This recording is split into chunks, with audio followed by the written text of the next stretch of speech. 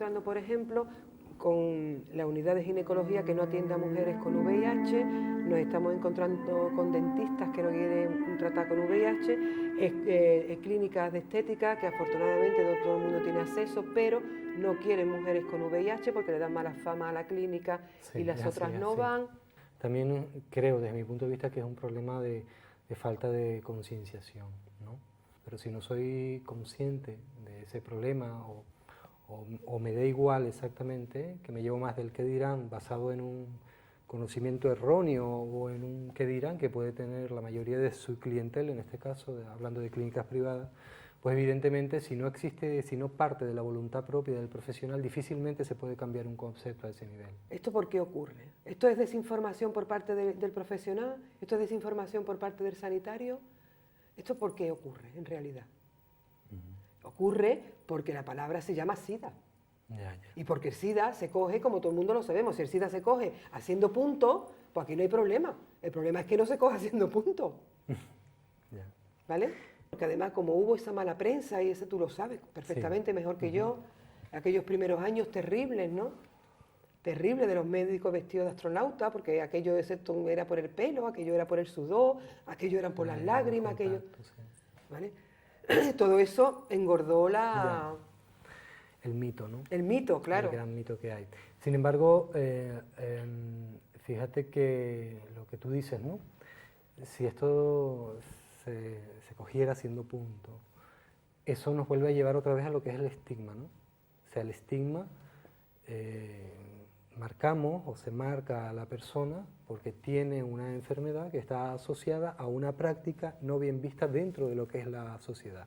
Si partimos de la base que todas las personas tenemos derecho y tenemos el derecho, al menos en nuestro estado, a recibir una atención sanitaria en igualdad de condiciones, Reyes, en igualdad de condiciones, ahí lo que se vulnera es un derecho que es el que nos asiste en cuanto a recibir un servicio como puede ser el cuidado de nuestra salud. Eso es una de las... Pero se está vulnerando, se vulnera, sí, se vulnera continuamente. Se vulnera en la sanidad, se vulnera en las administraciones públicas, se vulnera se vulnera en todas partes. Los colegios. ¿Vale? Entonces, como vivimos dentro de ese círculo de la doble moral, de la vergüenza, de tal, pues yo no quiero que nadie sepa, pero además que es lícito. Y esta persona, además, estamos hablando de gente que está hiperinformada y que saben muy bien lo que hay, lo que tienen, pero saben que no pueden ser visibles. Ni siquiera ya por ellos mismos, sino porque todo el mundo tenemos familia, todo el mundo tenemos algo que perder. Sí, pero claro, imagínate una persona que va a acceder a una vivienda y se le exige un seguro de vida, la cláusula viene muy clara. ¿Ha padecido usted VIH o padece I o SIDA?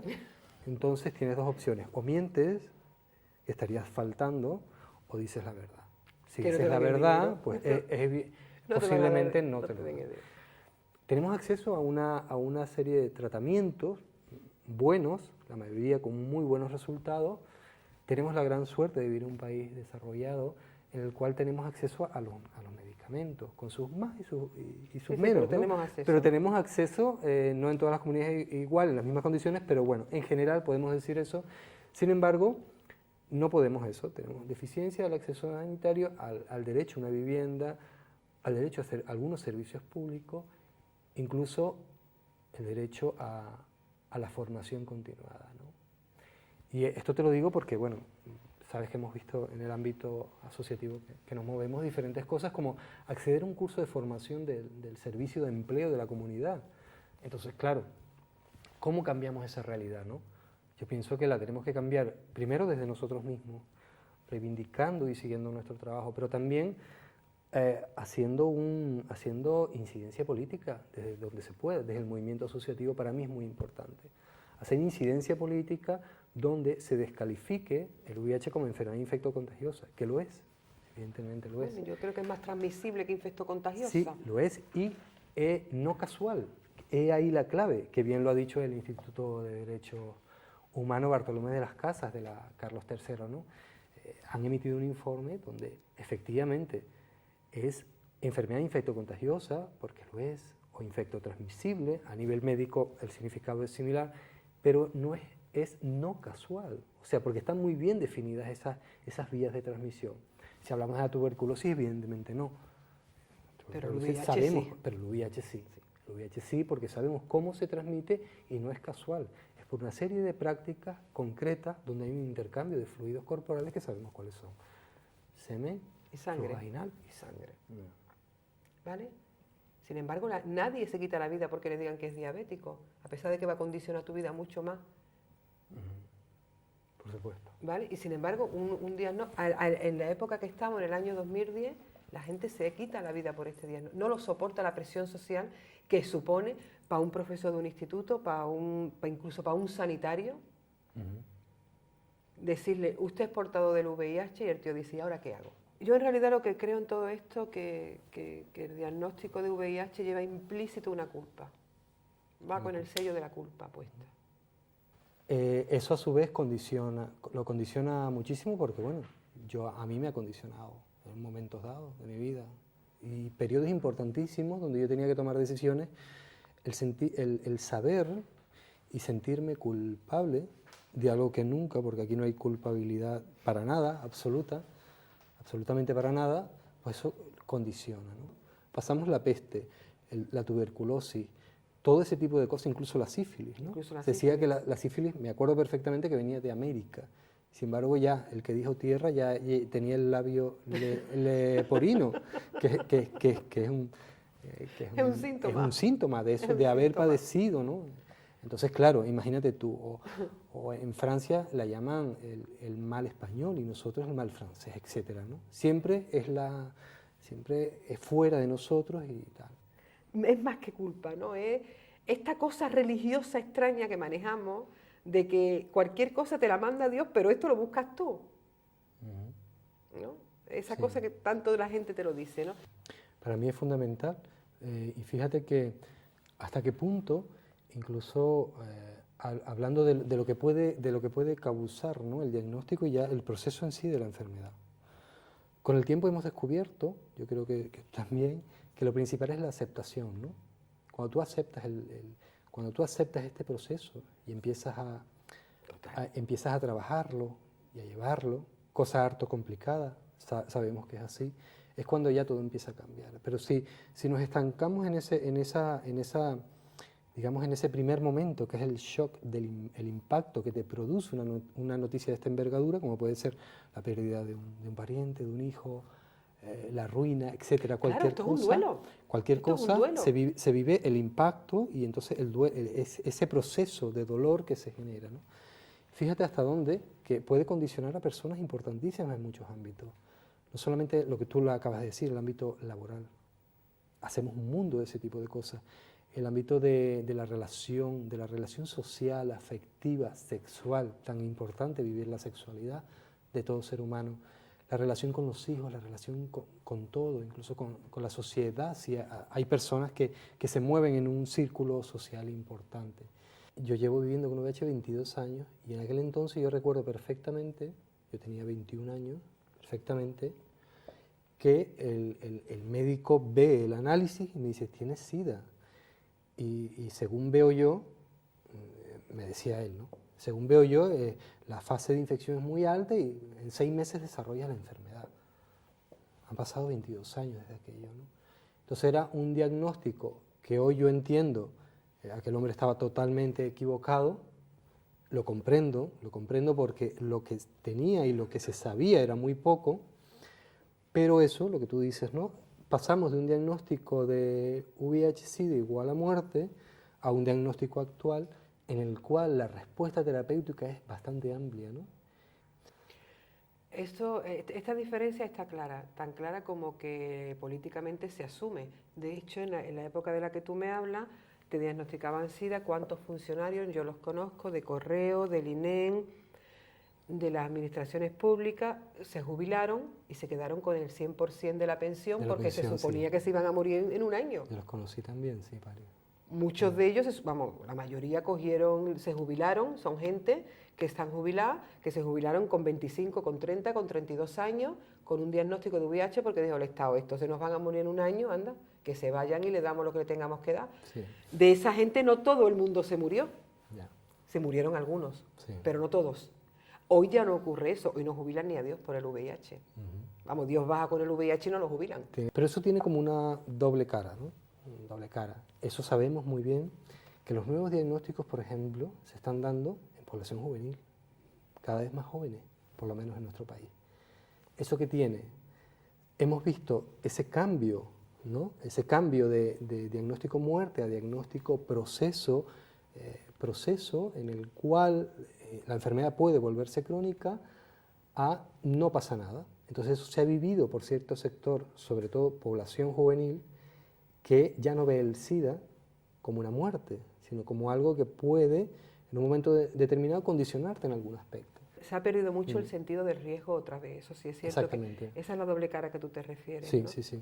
Mira, el caso que te quería comentar y abordar en este instante es el, no sé si lo recuerdas, que lo hablamos un día, el caso de la menor esta, que fue a un campamento, una chica de 14, 15 años, y nada, y va al campamento de verano, normalmente, y bueno, allí le preguntan, como sabes, ¿no? Campamento, la persona, la adolescente en este caso, se quedaba bastante tiempo, 15, 20 días, y evidentemente necesitan saber qué tipo de alergias tiene, si consume algún fármaco y tal.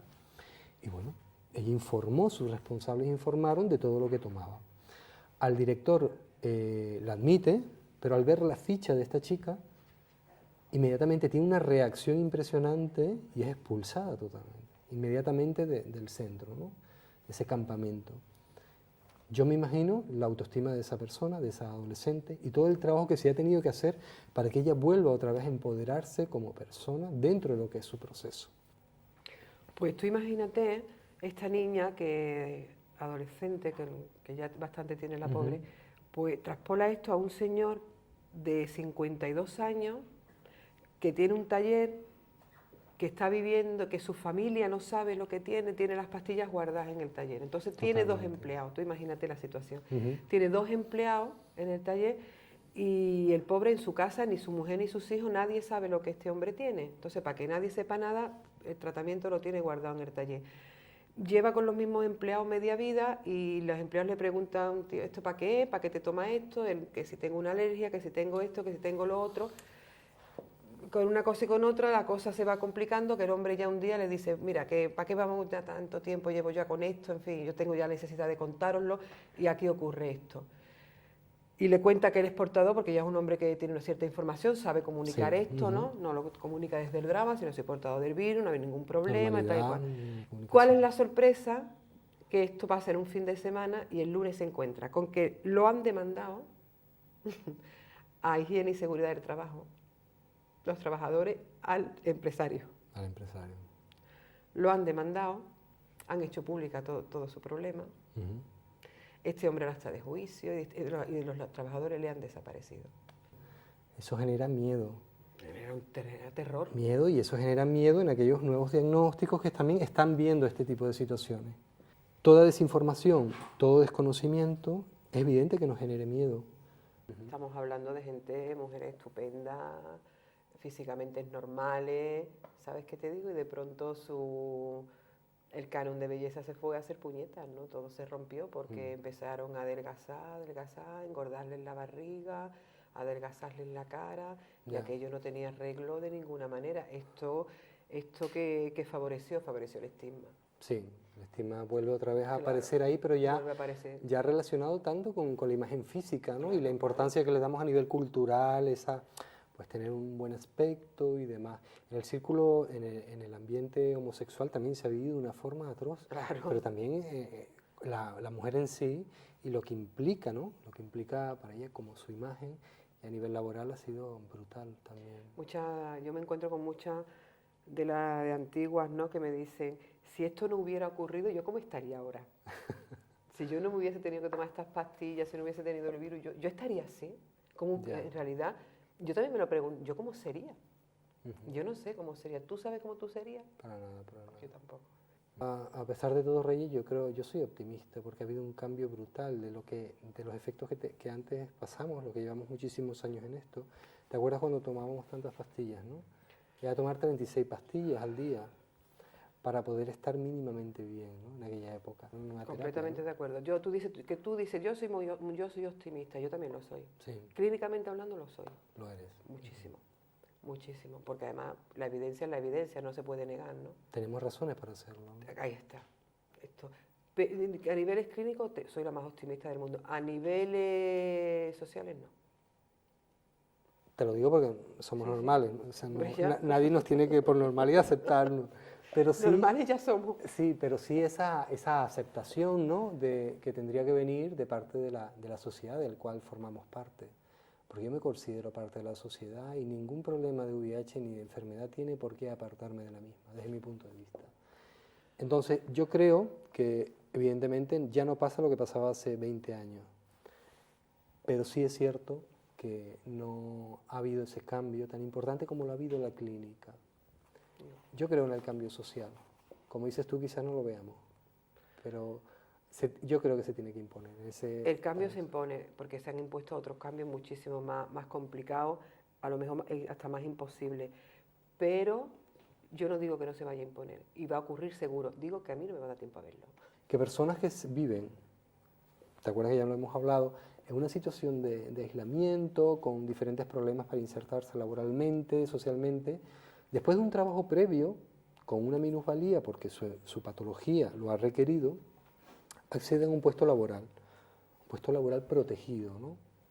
Un empleo creado para una persona con minusvalía para fomentar el empleo en ese sector. Entonces, se le exige lo que es el informe técnico, lo que vulgarmente nosotros conocemos como la tercera hoja. Incluso se le exige, si la persona se niega a darlo, porque está en su derecho, no tiene por qué facilitar esa información, pues ya se crea, nace ahí una sospecha en la cual puede tener algo raro y de una manera u otra el trabajo no se le da, o Claro. se le dan excusas para no darle el trabajo. Y he tenido otro caso, por ejemplo, que personas que sí lo facilitan, porque no tienen ningún problema, evidentemente se les ha quitado el trabajo o no se les ha dado, ¿no? Entonces, lo ideal, lo lógico es que accedas en igualdad de condiciones y que tu problemática, la que te afecta o te condiciona cualquier aspecto de tu vida, no tendría por qué interferir en ese proceso de inserción laboral. Pero claro, te encuentras con lo que hablábamos hace poco, ¿no? ¿Pero qué hago yo ahí? Sí. Pues yo siempre digo, no digas nada, pero no digas nada a nadie. Bueno, A nadie, ni en el trabajo, ni en la escuela, ni en ninguna parte. O sea, ahora no digas nada. Ya hablaremos de hablar esto en otro momento. Ahora no digas nada. Sobre todo a la gente recién diagnosticada, lo primero que le decimos es, ¿a quién le vas a contar esto? Y cuando llega la hora del trabajo, cuando llega la gente que está metida en la policía, la gente que está metida en el cuerpo de bomberos, los propios sanitarios. sí. A los sanitarios tú sabes que en cuanto les canta el VIH en un control, lo primero que hacen es cambiarse de centro. Se van cambiando de centro para que no haya mucho control. De donde le sacaron la prueba, se van cambiando de centro. Los bomberos suelen hacer lo mismo, pierden destinos a un lado y a otro, pero siempre tienen como esa espada de Damocles en su cabeza, que en cualquier momento van a saber que yo venía de allí y que de allí me he venido no porque me haya mudado ni nada, sino porque allí tuve una analítica. Sin embargo, claro, cada persona es un mundo, ¿no? Cada persona tiene sus propias necesidades y prioridades. Yo he pasado por esa experiencia, ¿no? He pasado por la experiencia de insertarme laboralmente en un puesto protegido. Y a mí me plantean la pregunta. Me dicen, bueno, ¿y qué le causa a usted la discapacidad? ¿Y cuál es mi prioridad? Mi prioridad no es cambiar la realidad en ese momento. Mi prioridad, como puede ser la de muchas personas, es conseguir un puesto de trabajo. Entonces, debe ser tener la entereza y la seguridad, sin perder la forma y mirar al empleador a la cara y decirle que tengo una patología cardíaca congénita, por ejemplo, o he tenido un problema de riñón, y tal. Punto. Tener la sangre fría de ser así. Habrá personas que les sea muy fácil ese tipo de cosas y tengan cualquier tipo de reacción a esa. En mi caso, para mí es complicado. ¿Por qué? Porque estoy negando una realidad que es mi realidad. Y lo ideal sería que yo no tenga que negar la realidad a nadie. Yo tengo que hablar y decir y no avergonzarme de nada. Claro, pero eso también pasa, tú estarás conmigo, en una aceptación propia. Por supuesto. Cuando tú has pasado por ese proceso de tu aceptación, tú ya luego manipulas esto a tu conveniencia. Por supuesto. Que todos los derechos y todas las leyes, toda la literatura legal está estupenda. Me parece que está todo muy bien, pero Pero que yo luego te digo que la gente pasa mucho miedo. Claro, el miedo Que se pasa existe, mucho el miedo. existe. Vale. Y que el miedo es el mayor de los condicionantes. El mayor de los condicionantes, el miedo puede incluso llegar a dejarte paralizado, ¿no? Completamente. Y vararte en la espera. Puede Una de las inclu- peores cosas. Tú que fíjate puede lo que te he pasar, dicho antes. Yo sé de quién se ha ido del trabajo antes de que le han pedido un análisis de sangre y se me voy. ¿no? El miedo. O sea, eso es miedo. Es una falta de recursos y un miedo terrible. Me voy. Sí. O sea, yo me voy.